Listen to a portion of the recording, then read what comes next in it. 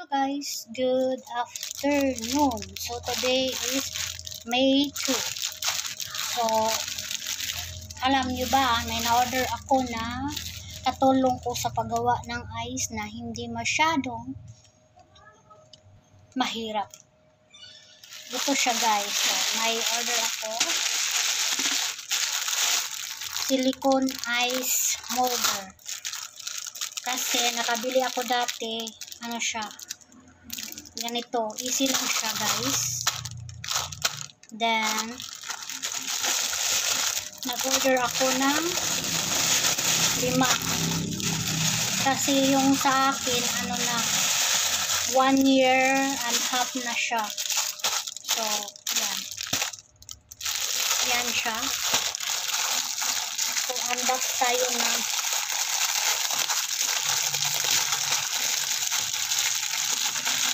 So, ang nakaganda dito guys, kasi flexible siya.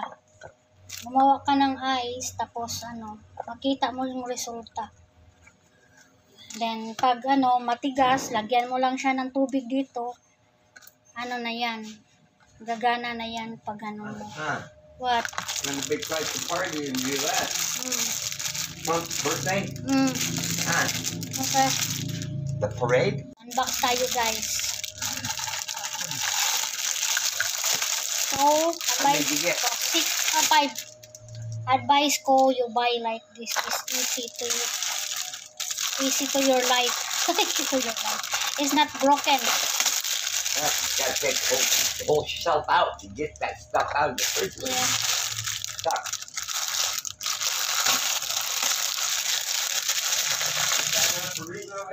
Yeah. So, 5 ang in-order off.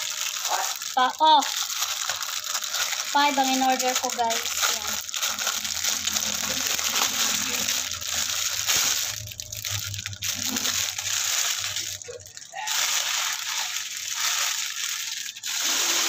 You have company today? No. O, tingnan nyo. For 1 year, 2 years and half. 2 years pala. So, ito siya guys.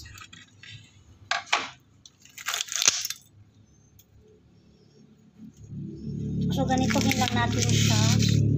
Or, lagyan siya ng tubig.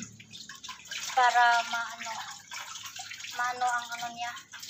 Malambot lang. So, lagyan siya ng tubig. Tapos, ganito. Oh! Hindi siya. So, ito siya guys. Matagal na siya. Kaya, nagkaganito yung natin. Ice maker. Molder day pala. Molder.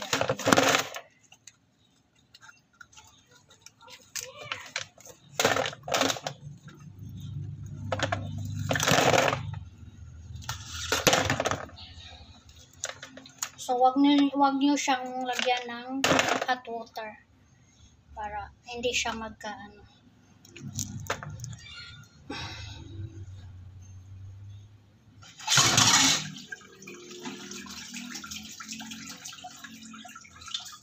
So, easy lang siya lagyan ng water tapos matanggal siya.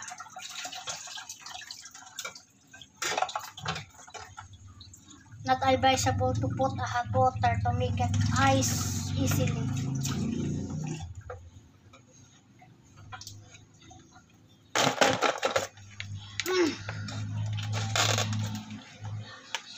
Or let it be na matunaw siya.